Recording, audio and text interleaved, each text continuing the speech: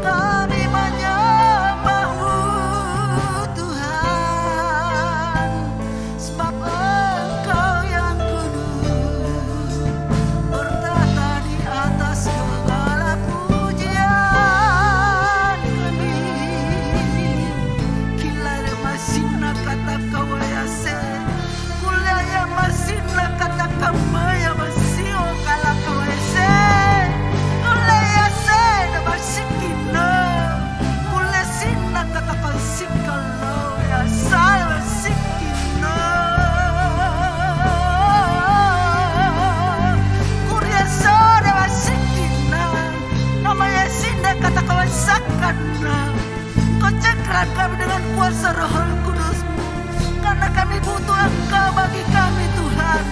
Oh, haleluya Tuhan. Haleluya Yesus. Inilah kami penyembah-penyembah-Mu Tuhan. Haleluya. Ini kami penyembah-penyembah-Mu Tuhan, merindukan Engkau lebih dalam lagi dalam hidup kami. Dan kami mau katakan, ku sanjung Kau di tempat tinggi, sebab Engkau Imam besar agung. Kami sanjung Engkau Tuhan. Oh Yesus, kami sanjung Engkau dalam hidup kami lebih dari yang lain. Dan ku datang menyembah-Mu. Oh, kami sanjung Engkau Tuhan. Ku sanjung Kau di tempat tinggi, sebab Engkau Allah kami. Oh Yesus, Engkau hadir bagi kami, Engkau melawat kami. Oh, ku lebih dari yang lain, dari yang lain. Dan ku datang menyembah-Mu Tuhan, dan ku datang menyembah-Mu Yesus. Haleluya. Terima kasih Bapa yang baik. Inilah kami penyembah-penyembah-Mu, datang menghampiri tahta kekudusan-Mu. Sebab Engkau Allah yang kudus. Olehnya Bapa, sucikan hati dan pikiran kami, tubuh jiwa roh kami, untuk kami lagi lebih dalam dan lebih dalam bersorak-sorai, karena Engkau Allah kami yang hidup. Pekerjaan setan, iblis, roh kegelapan tidak ada di tempat ini karena kuasa Roh Kudus Allah mencengkram kami. Mari Engkau hadirkan kuasa-Mu lebih dalam dan lebih dalam lagi untuk kami. Dan kami akan bersorak-sorai karena Engkau Allah yang dahsyat atas hidup kami. Siaplah kami memuji Tuhan dalam nama Tuhan Yesus. Yang percaya katakan amin. Haleluya. Watakabuni sirotol mustaqim, itu yang kita akan naikkan. Watakabuni sirotol mustaqim, akulah jalan kebenaran dan hidup. Musik.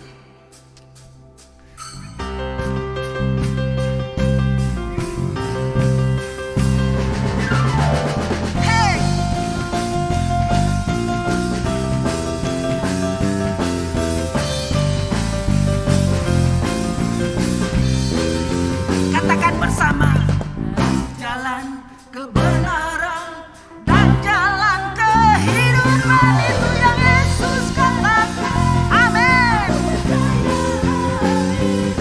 Di dalam namanya ada keselamatan kekal. Katakan, aku jalan kebenaran dan jalan amin. Katakan, aku percaya, amin. Di dalam namanya ada keselamatan kekal. Glory, glory, haleluya. Glory, haleluya. Glory, haleluya. Glory, haleluya.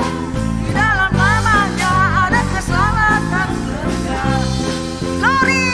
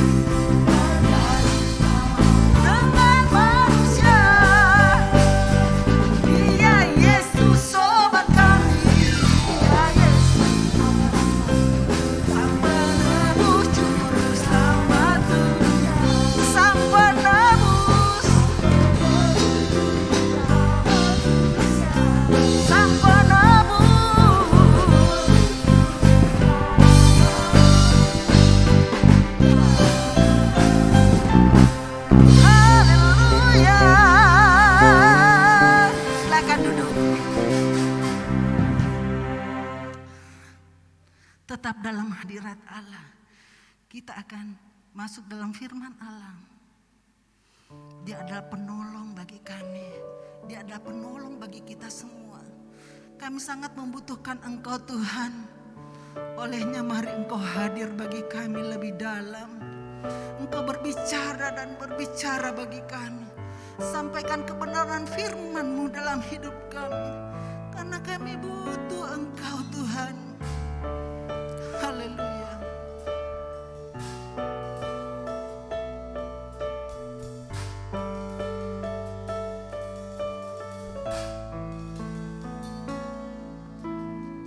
Saat ku dalam kesusahan, yang ku harap hanya Kau Tuhan. Saat badai hidup menerpa, masih ada Tuhan bagiku. Saat banyak jalan tertutup, tiada yang sanggup menolong. Saat air mata tercurah, masih ada Tuhan bagiku. Penolongku hanyalah diri-Mu, penghiburku hanya Engkau Bapa-Ku, selalu menyertai hidupku. Kau Bapa-Ku yang setia. Haleluya. Kami butuh Engkau Tuhan. Kami butuh firman-Mu. Oh Yesus. Saat dalam kesesakan, yang kami harap Engkau Tuhan. Yang ku harap hanya Kau Tuhan. Saat badai hidup menerpa, masih ada Engkau bagi kami. Tuhan bagiku. Saat semua, mari kita bangkit berdiri. Oh Yesus, penolong, hanya Engkau yang sanggup bagi kami Tuhan. Mata tercurah, masih ada Engkau bagi kami. Penolong, penolongku hanyalah diri, penghiburan hanya Engkau Bapa-Ku, selalu menyertai hidupku. Kau Bapa-Ku yang setia. Penolong, penolong, saya serahkan kepada hamba-Nya.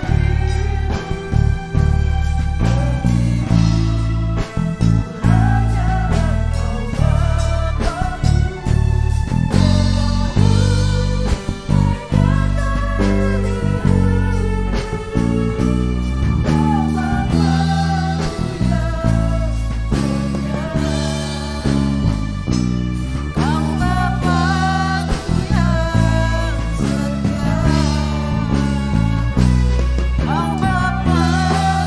setia.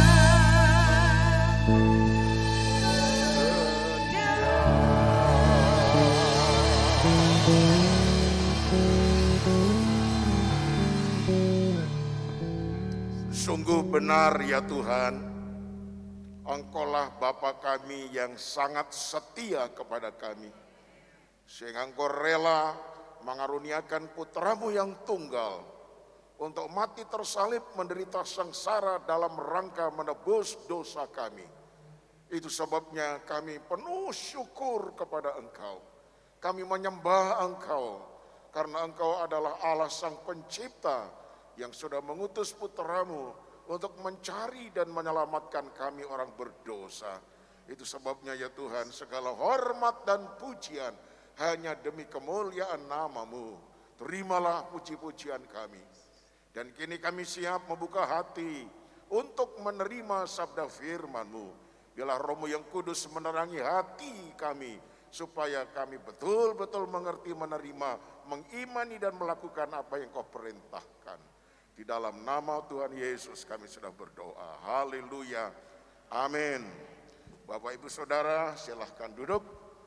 Baik yang di gereja beribadah secara onsite ataupun yang di rumah, saya ucapkan shalom, selamat berjumpa dalam kasih Kristus, dan salam sehat walafiat. Haleluya. Nah saudaraku, sore ini saya akan menyampaikan satu tema firman, yaitu dosa menghujat Roh Kudus. Ya, dosa menghujat Roh Kudus.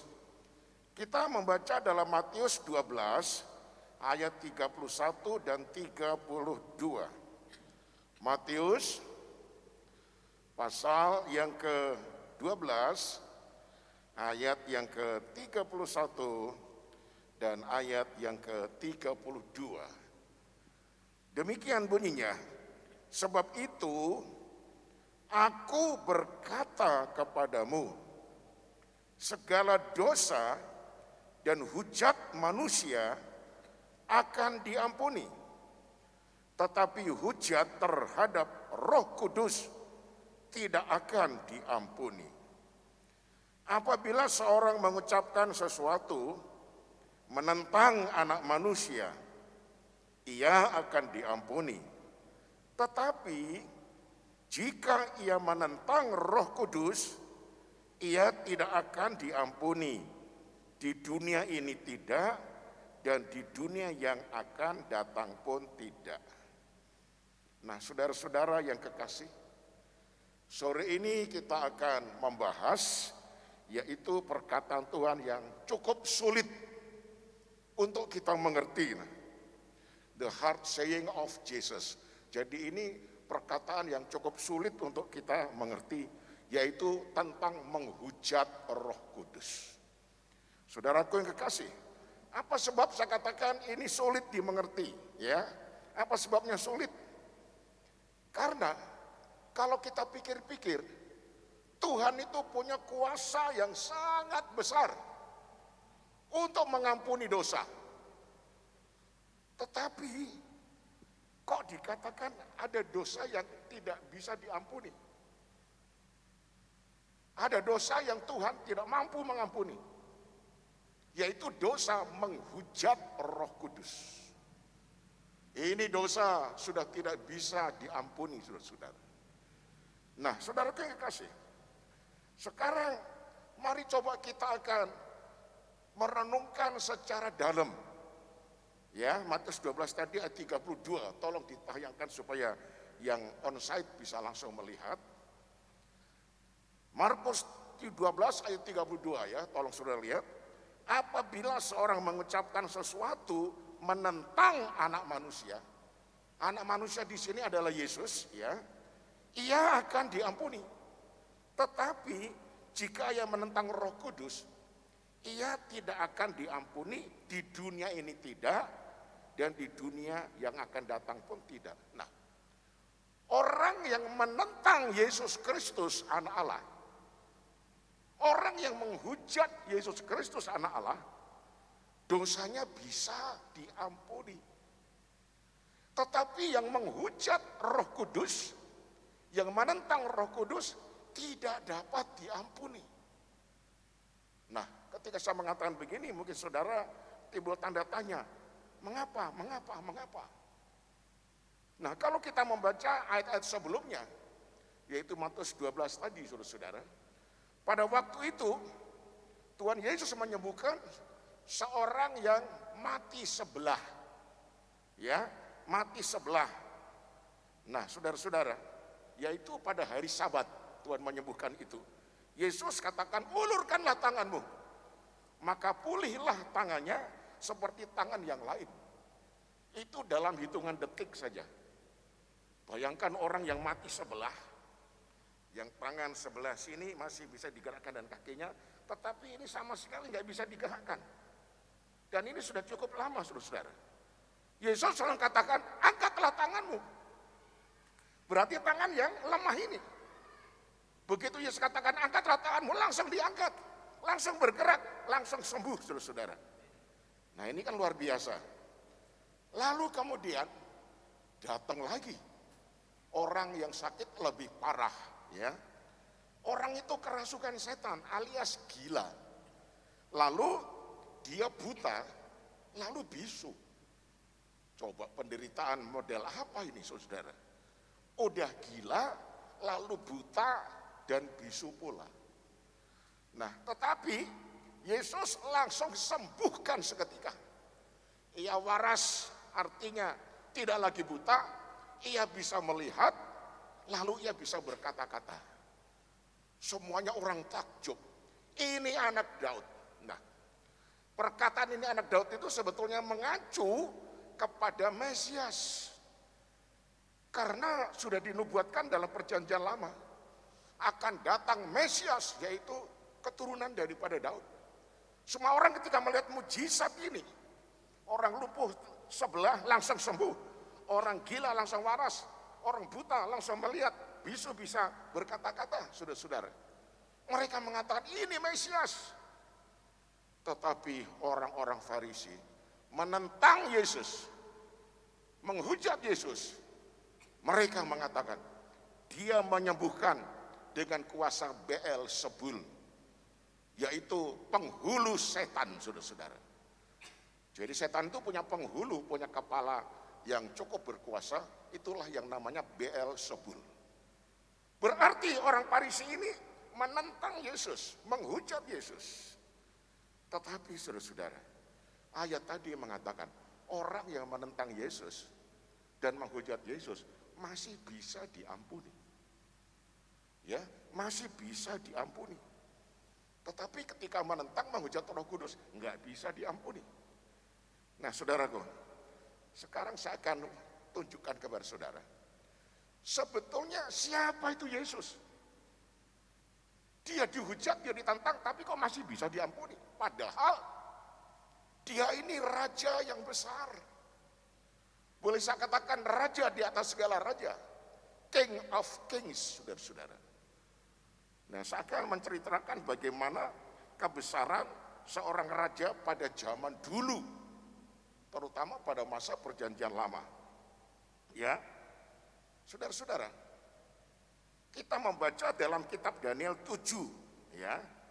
Daniel pasal yang ke-7 dalam perjanjian lama, ya. Ayat 12 dan ayat 13, saudara-saudara. Dikatakan begini. Ya, kitab Daniel. Sebentar, kitab Daniel, ya. Daniel pasal 7 ayat 13 dan 14. Oke. Daniel pasal 7 ayat 13 dan ayat yang ke-14 dikatakan begini.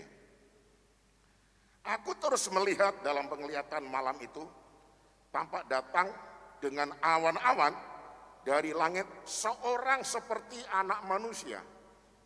Datanglah ia kepada yang lanjut usianya itu, dan ia dibawa ke hadapannya. Ayat 14. Lalu diberikan kepadanya kekuasaan dan kemuliaan dan kekuasaan sebagai raja.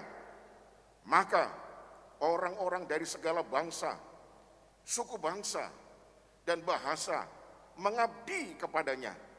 Kekuasaannya ialah kekuasaan yang kekal, yang tidak akan lenyap, dan kerajaannya ialah kerajaan yang tidak akan musnah.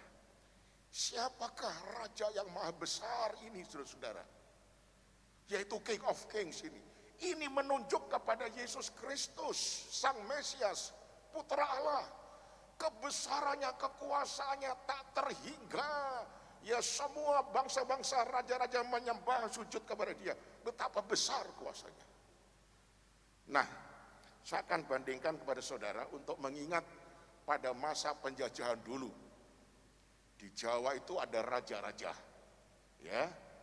Nah, kalau saudara pergi ke istana dari raja-raja di Jawa, saudara-saudara, misalnya saudara sebagai tamu, ya, lalu saudara duduk di kursi, lalu raja itu duduk di tahta singgasananya, lalu para pembantu menghidangkan kepada saudara minuman, teh manis dan juga kue.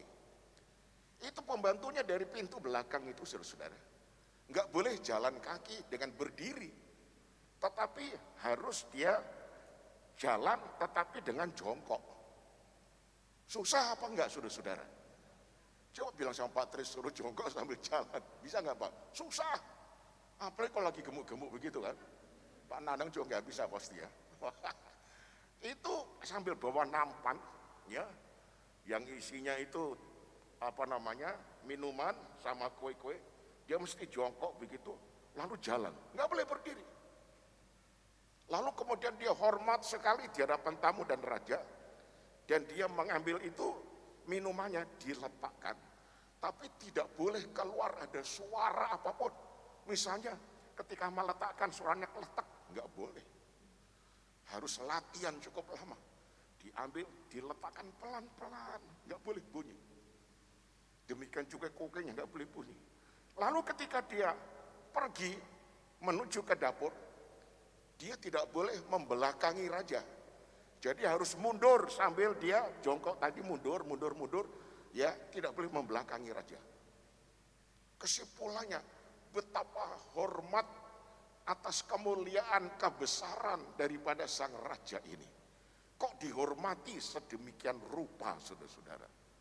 Lah ini Yesus Kristus. Raja di atas segala raja. Raja di dunia pun menyembah sujud kepada dia. Lah kok ketika orang melawan dia, menghujat dia, menentang dia, kok bisa diampuni? Ini yang mengherankan saya dan mengherankan saudara. Kok masih bisa diampuni, saudara-saudara? Ketika Yesus disalibkan, dia ada di atas kayu salib, saudara-saudara, ya. Orang-orang yang di bawah salib itu mencaci maki akan dia, menghina akan dia, melecehkan akan dia, mengolok-olok akan dia, saudara-saudara. Tapi bagaimana respon Yesus? Dengan tangannya yang dipakut tadi, Yesus mengatakan, ya Bapa, ampunilah mereka, karena mereka tidak tahu apa yang mereka perbuat. Jadi, ketika Yesus di dalam kesengsaraan, dia dicaci maki, dia dihina, dilecehkan, dimaki-maki.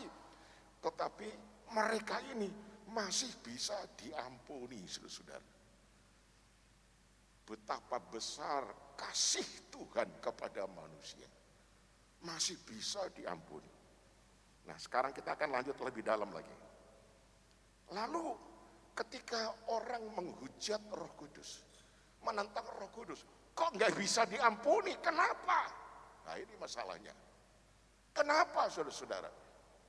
Nah, mari kita akan baca, saudara-saudara, yaitu di dalam Injil Yohanes pasal 16 ayat 8. Yohanes 16 ayat yang ke-8. Ya, berbunyi demikian.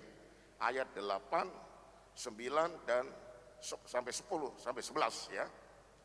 Dan kalau ia datang, ia dengan I besar ini, yaitu Roh Kudus, ya, Roh Kudus. Dan kalau ia datang, ia akan menginsafkan dunia akan dosa, kebenaran, dan penghakiman.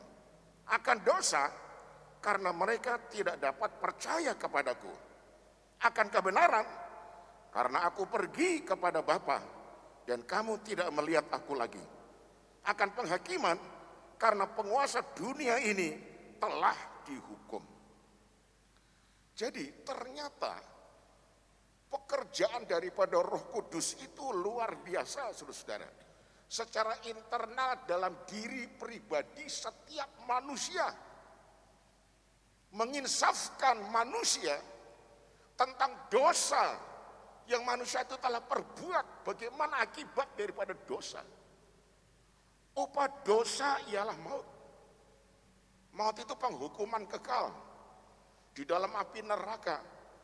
Kalau saudara pelajari neraka itu bagaimana, ngerinya bukan main, ngeri sekali saudara.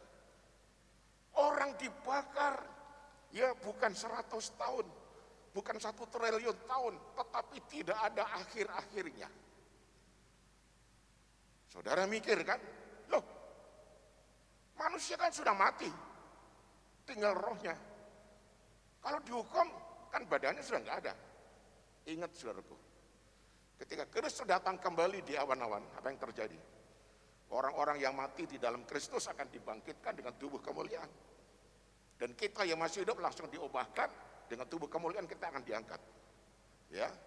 Kemudian nanti ada pesta perkawinan anak domba di dalam kerajaan Allah. Ya. Lalu kemudian Kristus datang ke dunia. Kita masuk di dalam kerajaan 1000 tahun damai. Yesus Kristus memerintah. Ya. Lalu iblis itu dirantai di dalam tempat yang tak terduga dalamnya. Nah, kemudian terjadilah apa yang dinamakan kiamat itu, ya. Manusia yang sudah mati di luar Kristus, yang tidak percaya kepada Kristus, yang menentang kepada Kristus, dan mereka sudah mati, itu orang-orang jahat akan dibangkitkan dengan tubuh lagi, saudara-saudara. Lalu mereka akan dicampakkan ke dalam api neraka. Coba saudara keselomot api, jarimu ini rasanya sampai ke otak, saudara-saudara, betul nggak? Keselomot api, wah rasanya ini dibakar, ngerinya setengah mati. Itu sebabnya saudaraku, ketika ada orang yang berdosa, lalu disadarkan oleh Roh Kudus, kamu ini orang berdosa, harus bertobat, harus terima Yesus supaya engkau diselamatkan. Lalu orang ini membuka hati, percaya kepada Yesus, mengiring Yesus, dibaptiskan jadi anak Tuhan. Satu orang bertobat di bumi, malaikat di sorga bersorak-sorak memuji-muji nama Tuhan. Apa sebabnya? Karena orang ini terlepas daripada kengerian api neraka yang luar biasa hebatnya. Terlepas, saudara-saudara. Malaikat tahu, waduh, ya itu orang mestinya masuk neraka. Dia dibakar luar biasa kengeriannya. Tetapi syukurlah Roh Kudus telah mengingatkan dia. Lalu dia bertobat, terima Yesus, dibaptiskan menjadi anak Tuhan. Dia terlepas dari hukuman kekal. Wah, malaikat sorak-sorai. Lah kalau neraka itu hukumannya cuma enteng-enteng aja, ngapain malaikat bersorak-sorak? Nah saudaraku, itu sebabnya saudaraku, Roh Kudus ini pekerjaannya adalah mengingatkan akan dosa, ya, karena mereka tidak percaya kepada Yesus. Ketika mereka sadar, bertobat, terima Yesus, oh puji Tuhan, malaikat bersorak-sorak. Tetapi tolong dengar, ketika Roh Kudus mengingatkan kepada manusia tentang dosanya, lalu Roh Kudus mengingatkan Yesus Kristus sebagai Tuhan dan Juru Selamat, yang telah mati tersalib di atas bukit Golgota, dikuburkan 3 hari, bangkit dari kematian. Lalu kemudian dia menyediakan tempat di sorga dan ada pengampunan bagi orang yang percaya. Tetapi orang itu tetap menolak, tidak menerima apa yang Roh Kudus katakan, bahkan menentang dan menghujatnya. Tidak ada pengampunan. Tidak ada pengampunan di bumi atau di sorga, nggak ada pengampunan sama sekali. Apa sebabnya, saudaraku? Karena karya Kristus yang sudah terlaksana dengan sempurna 100% adanya, manusia yang percaya selamat, pengampunan Tuhan yang begitu panjang sekali. Kenapa saya katakan panjang? Dalam perjanjian lama, ketika Adam dan Hawa jatuh dalam dosa, disitulah rencana Allah menyelamatkan manusia mulai muncul. Keturunan daripada perempuan ini akan menginjak kepala si ular ini, walaupun ular berhasil menggigit tumitnya. Nah, ini adalah akar Injil, saudara-saudara. Nubuatan nanti Tuhan akan melepaskan manusia yang berdosa ini, ya, dari keturunan Adam dan Hawa, yaitu Sang Mesias yang nanti akan datang. Jadi untuk menyelamatkan manusia itu tidak gampang. Butuh waktu ribuan tahun, saudara-saudara. Sampai dalam masa perjanjian baru, Yesus datang ke dunia. Ini jaraknya dari Adam dan Hawa jatuh sampai dosa, dalam dosa, sampai datang Yesus itu ribuan tahun. Nah, ketika Tuhan Allah menjadikan langit dan bumi, misalnya menjadikan terang, dia berfirman, jadilah terang. Lalu Alkitab katakan, maka terang pun itu jadilah. Hendaklah semua daratan jadi satu, semua air jadi satu. Alkitab katakan, jadilah. Sehingga yang daratan dan lautan itu terpisah. Hanya dalam waktu yang tidak lama, langsung jadi. Tapi untuk keselamatan manusia, keampunan dosa, Tuhan tidak bisa mengatakan, jadilah keampunan dosa, jadilah keselamatan. Tidak bisa. Butuh waktu yang panjang sekali. Sampai dalam perjanjian baru, anak Maria si gadis itu hamil dengan Roh Kudus, lahirlah Sang Mesias. Ketika sudah sampai saatnya, dia melaksanakan karya keselamatan. Dia menderita sengsara bukan main, saudara. Tubuhnya hancur lebur, darahnya terkucur sampai habis. Dia mati di atas kayu salib Golgota. Karya ini begitu besar, penderitaannya tak terhingga, memakan waktu cukup lama. Lah, ini semuanya diceritakan Roh Kudus kepada orang. Kalau orang masih menentang, masih tidak percaya, waduh, berarti rencana Allah yang begitu besar, yang direncanakan begitu panjang sekali, itu ditolaknya, itu tidak diterimanya. Betapa sedihnya Bapa di surga. Loh, aku ini telah memberikan keselamatan, tinggal percaya, tinggal bertobat dengan iman, langsung terlepas dosanya, diampuni. Loh kok nggak mau? Loh kok nggak mau? Orang yang menolak apa yang Roh Kudus katakan, bahkan menghujat dan menentangnya, dosanya tidak akan dapat diampuni. Dosanya tidak akan dapat diampuni. Orang yang telah diterangi oleh Roh Kudus, ya, diterangkan sedemikian rupa, tetapi menolaknya sungguh sangat-sangat disayangkan. Dia tidak akan dapat diampuni dosanya. Apa sebabnya? Karena kuasa pengampunan itu harganya mahalnya bukan main, tak terhitung-hitung. Sampai firman itu menjadi manusia. Dan firman itu adalah Yesus. Dia menderita sengsara dari sejak lahir di kandang binatang.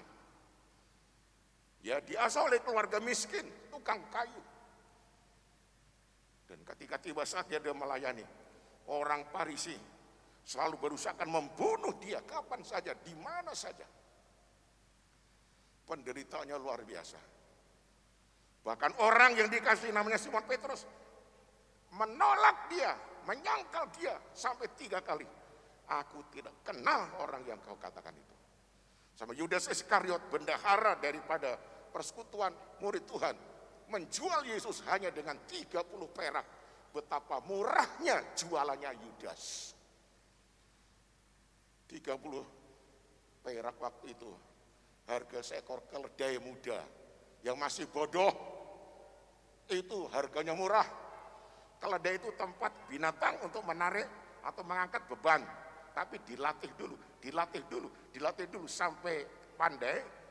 Begitu di atasnya ditaruh misalnya ya, semua barang-barang, karung yang berisi gandum misalnya ditaruh. Kalau dia sudah terlatih, dia langsung jalan. Tetapi kalau keledai muda yang belum dilatih, begitu ditaruh di punggungnya langsung mengamuk, saudara-saudara. Ya, dia akan lari kemana-mana. 30 keping perak harganya murah. Yesus yang maha besar, ya ampun, dijual murah oleh Yudas. Betapa hancur hati Yesus Kristus yang menjual bukan orang lain, muridnya sendiri yang 3,5 tahun bersama-sama dengan dia. Bayangkan. Jadi pengorbanan Kristus yang sangat sempurna ini, yang menghasilkan pengampunan, yang menghasilkan keselamatan, yang menghasilkan masuk terlepas dari neraka dan masuk surga, Roh Kudus terangkan dalam setiap pribadi.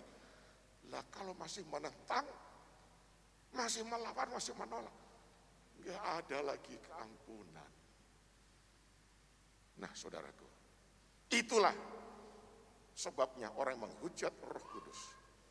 Dosanya sudah tidak bisa diampuni karena menolak karya Roh Kudus di dalam dirinya.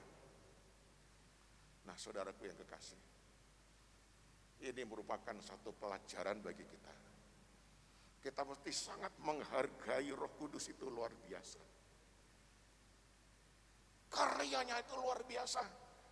Keselamatan dalam Yesus diterapkan dalam diri manusia, setiap pribadi demi pribadi. Itu pekerjaannya. Ya, Yesus berkarya, hasilnya adalah keampunan dosa, keselamatan, pengampunan. Yang menerapkan ini kepada manusia adalah Roh Kudus. Tinggal terima saja. Tetapi kalau tidak terima, resikonya besar. Tidak ada pengampunan. Itu sebabnya dalam Injil Yohanes 3:16 mengatakan, karena demikianlah Allah mengasihi dunia ini, sehingga dikarunikannya putranya yang tunggal, supaya barang siapa percaya kepadanya tidak akan binasa, melainkan beroleh hidup yang kekal. Berarti kebalikannya adalah yang tidak menerima dia tidak akan menerima hidup yang kekal. Dan yang menerapkan keselamatan Yesus itu adalah Roh Kudus. Kalau orang masih melawannya, menentangnya, menghujatnya, ampun saudara, tidak ada pengampunan. Roh Kudus itu ada di mana? 1 Korintus 3:16, di dalam diri kita. Tidakkah kamu tahu bahwa tubuhmu merupakan bait Allah, di mana Roh Allah tinggal di dalam diri kamu? Tolong dengar saudaraku, di dalam diriku, di dalam dirimu ada Roh yang paling besar, yang tidak ada roh lain yang lebih besar daripada dia. Roh Kudus diam di dalam diri kita. Makanya kemana-mana nggak usah takut saudara. Roh Kudus ada di dalam engkau. Bisa bilang amin.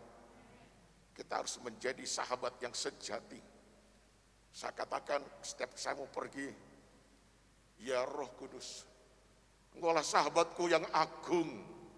Aku akan pergi, aku akan nyopir. Ya Tuhan Roh Kudus, sertailah aku, jaga dan lindungi aku. Dalam nama Tuhan Yesus, baru seret, mobil jalan, selamat saudara-saudara. Apapun yang kau kerjakan, Roh Kudus menyertaimu. Ya, jangan sampai engkau sia-siakan. Selalu undang dia, berikan tempat yang terbaik dengan cara menurut taat, dengar-dengaran apa yang dia bisikan, lakukan dengan seksama. Saya akan bersaksi, tapi ini saksian kecil-kecilan ya. Saya pikir saksian kecil-kecilan, tetapi ternyata besar-besar juga saudara-saudara ya. Saya di rumah punya gitar, oke? Kalau saya naikkan pujian di rumah, saya main gitar. Aduh rasanya seperti jiwa saya terangkat bersama dengan Tuhan. Tetapi gitar saya diminta oleh seorang hamba Tuhan. Diminta oleh seorang hamba Tuhan. Karena nggak punya gitar. Lalu ketika saya dengar begitu, saya punya cuma satu, nggak apa-apa, untuk hamba Tuhan tak kasih. Saya kasih gitar. Gitar saya bagus, yang mahal saudara. Oke. Beberapa bulan ini saya ketika menaikkan pujian di rumah nggak pakai gitar. Aduh rasanya kok nggak begitu nyaman gitu ya. Berat rasanya. Nah gitu kan. Lalu ini baru terjadi kemarin. Pagi-pagi saya mikir, nanti hari Sabtu saya ngajak Yogi pergi ke PIM 1 untuk beli gitar. Ya, karena saya ada berkat Tuhan beli gitar. Tetapi jam 10 ada suami istri datang ke rumah saya. Membetulkan mesin air, karena suaminya itu ahli dalam bidang mesin air. Dibetulkan selesai. Papi, Wah ini sudah siang, yuk kita pergi makan yuk. Saya diajak makan saudara-saudara. Di mana? Di Grand Hyatt. Wah mantap saudara. Makan itu apa namanya? Mie yang Jepang punya. Wah enak tenan saudara-saudara. Bukan main. Selesai langsung pulang lagi. Di rumah, karena saya dianterin masuk rumah lagi.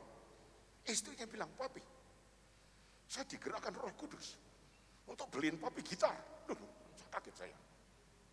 Hah, beli apa? Beli gitar. Ya ampun. Saya mau bilang, baru dalam hati saya ngomong, nanti Sabtu besok saya mau ngajak Yogi beli gitar di PIM 1. Hah, dia kaget. Berarti konfirmasi Roh Kudus itu ya dan amin. Persis tepat. Papi suka gitar yang string atau yang nylon? Saya bilang yang nylon aja. Oke papi. Nanti saya beliin Yamaha. Mahal loh, enggak apa-apa. Untuk papi enggak apa-apa. Coba saudara. Baru mikir, Roh Kudus berkarya, Tuhan berkati.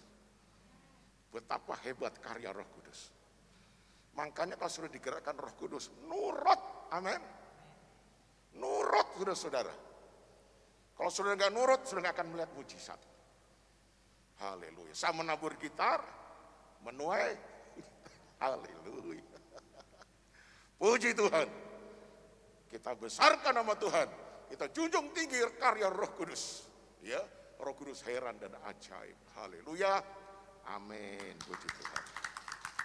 Ya, puji Tuhan. Mari kita bangkit berdiri.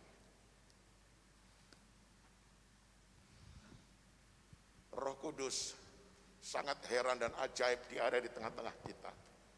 Kita akan menyembah kepada Tuhan dengan kuasa Roh Kudus yang sangat mulia ini. Roh Kudus kau hadir di sini. Amin saudaraku ya. Roh Kudus ku mengasihimu.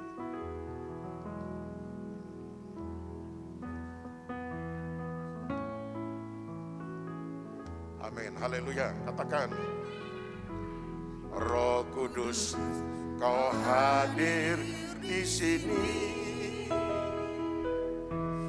Roh Kudus, ku mengasihimu. Kau lembut, kau lembut, manis, kaulah penghiburku, penolongku. Diutus. Ulangi lagi Roh Kudus. Ya. Roh Kudus kau hadir di sini. Roh Kudus ku mengasihimu. Kau lembut, kau manis, kaulah penghiburku, penolongku, diutus Bapa.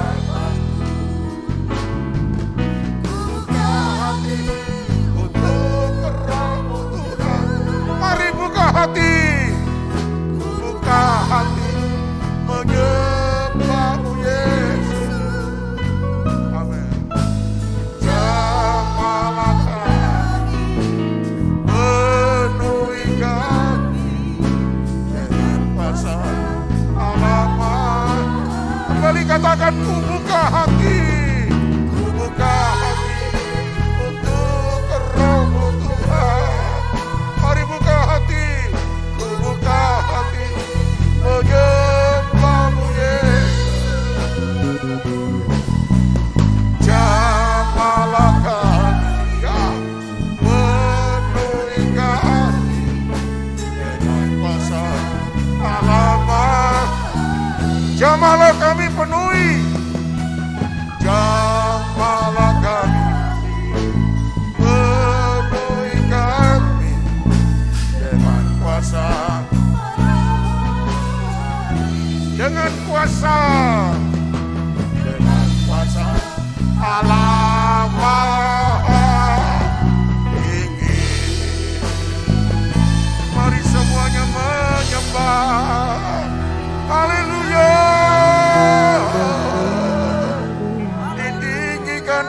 besarkan, kami muliakan Engkau. Ya Roh Kudus, Roh Allah yang agung, yang maha kudus. Ya Rama Kamatagaya Sikara Masanggalama. Haleluya. Ramakaya Sikara Masanggalama Turia. Karamatagaya Sikara Lamako. Ika Ramakaya Sikara Malamatagaya Sikara. Sikara Malamatagaya Sikara Malamatagaya. Haleluya. Haleluya. Haleluya. Haleluya. Kami agungkan nama-Mu, kami besarkan nama-Mu. Haleluya. Haleluya. Haleluya.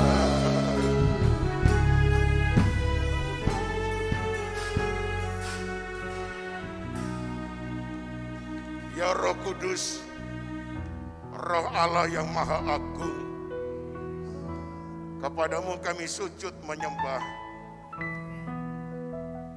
Engkau selalu berkata-kata kepada kami, mengingatkan akan dosa kami, akan penghakiman. Berbahagialah kami yang mendengar, menurut apa yang Engkau nasihatkan, dan melakukan dengan seksama, sehingga kami dapat melihat mujizat, pertolongan, keajaiban daripada rencana Tuhan yang indah. Terima kasih Tuhan, Engkau begitu agung dan ajaib. Terima kasih Tuhan, terima kasih.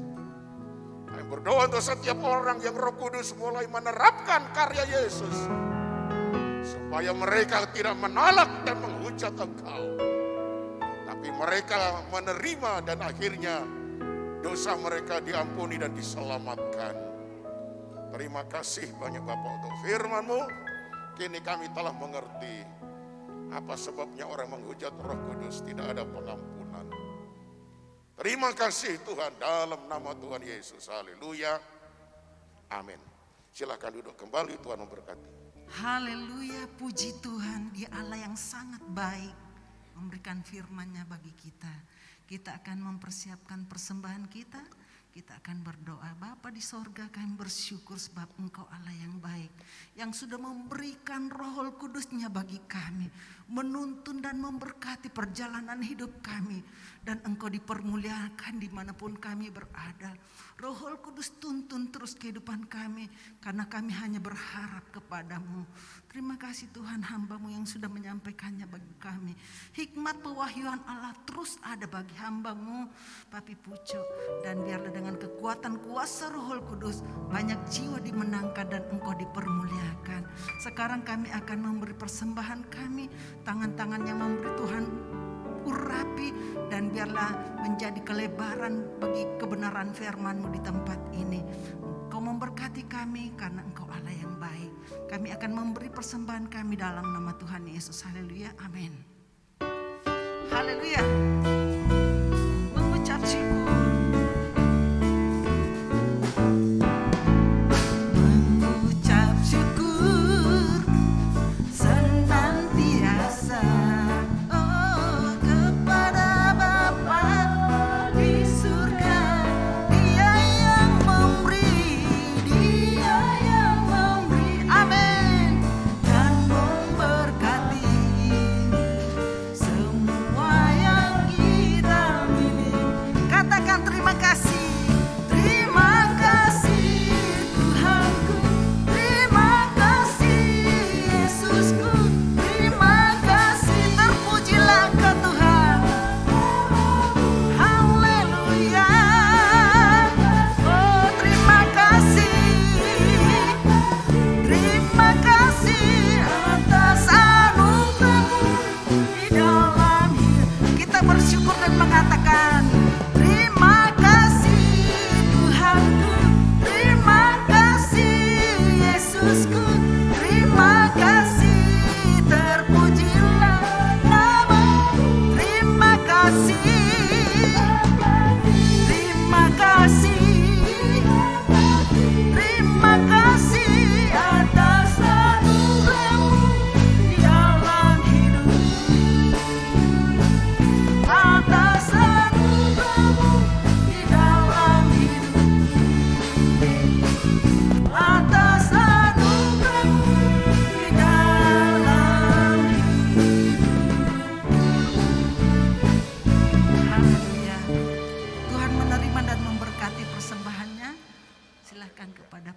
cocok untuk menyampaikan. Pengumuman saudara-saudara, Jumat depan berarti kebaktian biasa mulai jam 6. Oke ya, jam 6. Dan kita akan mengikuti Bible Study, pendalaman Alkitab, yang akan disampaikan oleh salah satu dosen dari STT Bethel dari Petamburan ya. Jadi diharapkan semuanya kita mempersiapkan diri untuk Jumat yang akan datang. Kita akan mengikuti Bible Study. Nanti ketika materi disampaikan selesai, saudara diberi kesempatan untuk bertanya. Begitu ya? Oke, Tuhan memberkati. Saya sudah kepengen bulan Desember aja. Oke, mari kita bangkit berdiri bersama-sama. Haleluya. Terima kasih Tuhan Yesus. Kami selalu mau lebih dekat lagi dengan Tuhan. Ketika Sang Roh Kudus berbicara, memberikan nasihat, menerangi hati kami, ajar kami mengatakan, yes, kami mau turut apa yang Kau kehendaki ya Roh Kudus. Engkaulah sahabat agung kami, yang selalu menuntun kami pada jalan yang benar. Terima kasih banyak Bapa, terpujilah nama-Mu. Kami tanamkan firman di dalam roh hati kami. Kami teringat anak-anak-Mu yang sakit, yang tidak bisa hadir, ataupun yang ikut ibadah di rumah.